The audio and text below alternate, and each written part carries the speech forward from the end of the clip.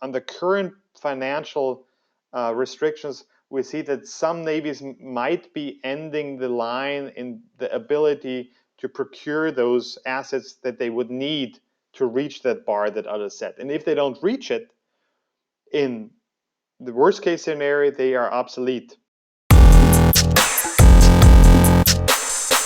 Hello, everyone. I'm still here with Jeremy Sturs, the Deputy Director of the Austrian Center for Intelligence, Propaganda and Security Studies, also called ACIPS. And Jeremy is the author of the report, How High the Future of European Naval Power in the High-End Challenge, that he wrote in cooperation with the Center for Military Studies at the University of Copenhagen. In this video, we're going to talk about the supply side challenges that Jeremy mentions. And in the first one you mentioned, the first supply side challenge, is the challenge of getting an appropriate high-low mix in your Navy. So maybe could you just explain what is a high-low mix and why is it so challenging to get a good one? Thank you for that question. So unlike the demand side challenge we talk about in this study, in the report, that is created largely by the international context, by great powers investing into high-end capabilities, the supply side challenges are those challenges that beset most navies, or if not all navies.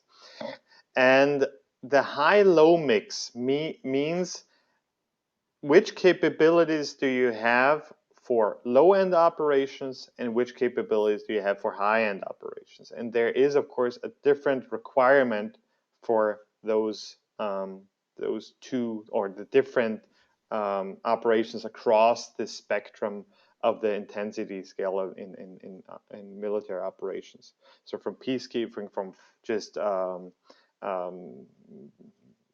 keeping the sea lanes of shipping open, or conducting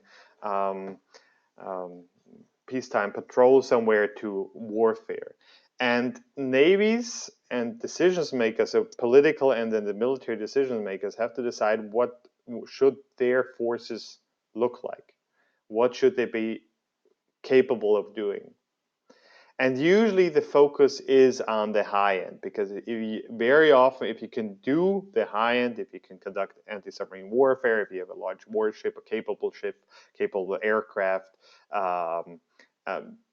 if you can conduct anti-surface warfare, anti-air warfare, then you can also conduct operations that are below the high end.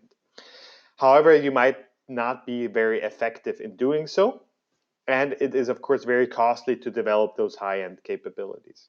And there are good examples. The anti-piracy operations are a very telling example. That was a period in the Gulf of Aden and the Gulf of Guinea in the 2010s. So over the last more than the last a decade, where European navies deployed further and further, and deployed capable warships, destroyers and frigates that were developed to defend entire carrier battle groups, for example, with the Brits, with the Royal Navy, to hunt a dinghy, a small ship. So there's an interesting quote by a British officer who said, we come to this ridiculous situation where we deploy a £1 billion warship to sink a little dinghy armed with an AK-47 and an RPG, a rocket-propelled grenade launcher. So this is, of course, not effective. So navies have to be able to conduct a broad range of activities, from constabulary operations to naval diplomacy, port calls, all the way to deterrence in terms of high-end warfare, if need be. And navies have to be built with a good mix of being able to do both. And if you get the point wrong, so the balance point wrong, you might be unable to do the one well or the other well. And the problem is, we're looking forward. It takes long to build ships. It takes long to develop aircraft. It takes long to procure them. It takes long to train the sailors. And then we're looking at a 10, 20, 30-year time frame. So the systems you're acquiring now, you will get 10 years, 20 years, 30 years down the line, and maybe even be operating 50 years from now. So that's why it is important to get a decent balance to best of your abilities and for the best money or for the money you can spend. So that's this high-low mix, and it's difficult, a very difficult challenge for navies. And I guess to a certain degree, this also ties into the second supply side challenge that you talk about, which is the home game and the away game, and maybe particularly for smaller European navies that maybe don't have so many ships. So you use whatever you have for the different kinds of challenges. But could you just maybe explain what are the home game and the away game, and what challenges and dilemmas come from this? Yes, thank you. That's important. So we have a high-low mix, and then we have a home game, away game, and that is a big conundrum. So on the one hand, you need forces close to home to conduct constabulary operations, protect your exclusive economic zone, your territorial waters, both on the low end, but also to have presence against perceived adversaries in the high end. So you want to also might be in a situation where you need to conduct high-end warfare close to home. At the same time, you have to be able, nowadays, politicians and the policymakers demand that, and also to a certain extent, the international environment demands that naval forces are a great tool to conduct naval diplomacy or diplomacy in general. Sending a ship somewhere, that's something that is in international waters. That's something that air forces and armies can't do to that extent, and you can actually signal intent by using naval forces, either coercive or reassuring.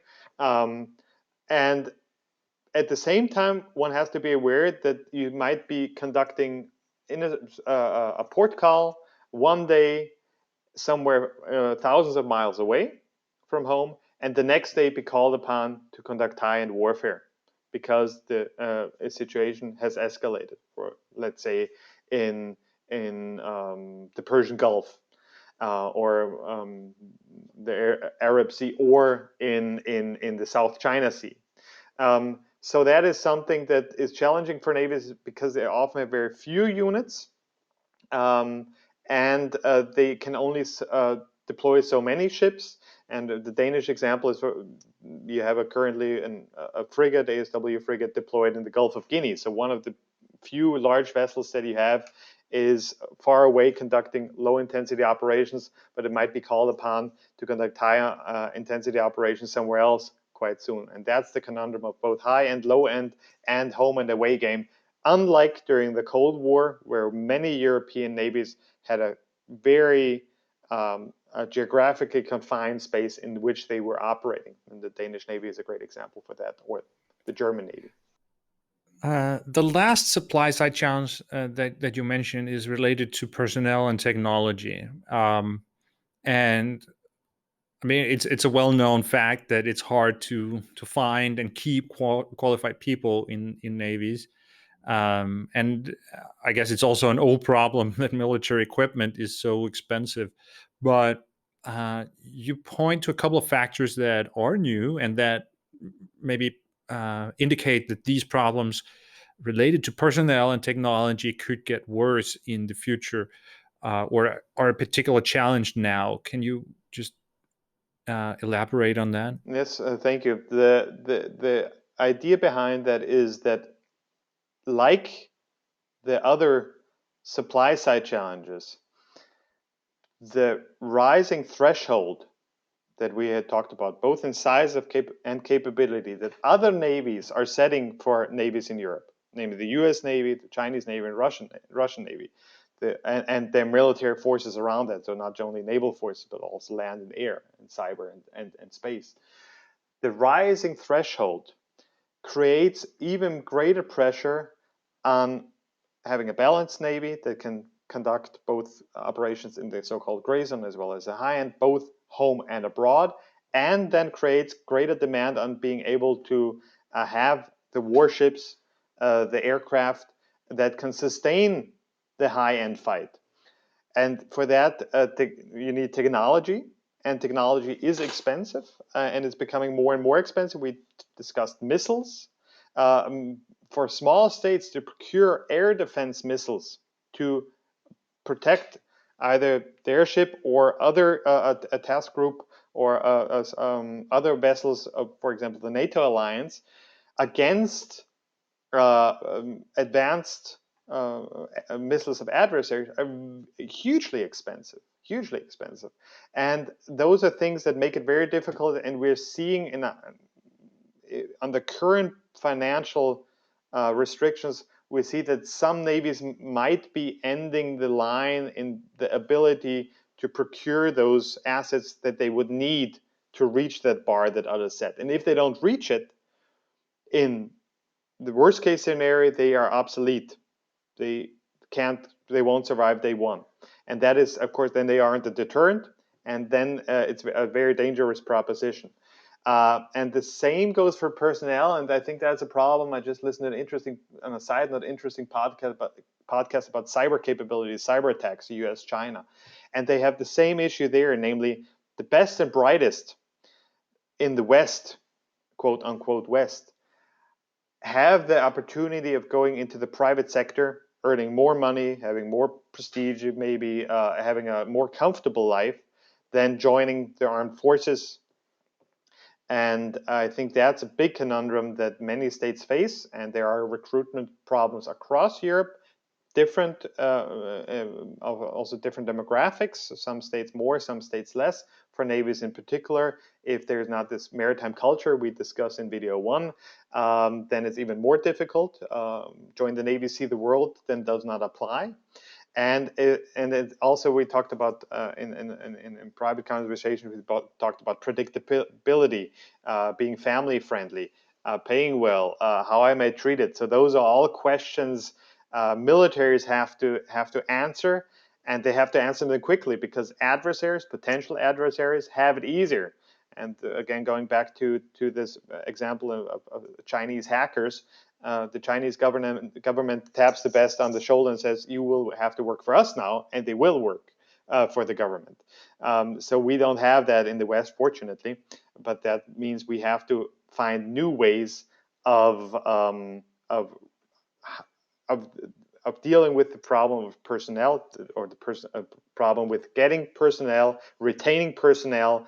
I am open, for example, to this discussion of allowing EU citizens to join navies of other states. That is something that is being floated, this idea.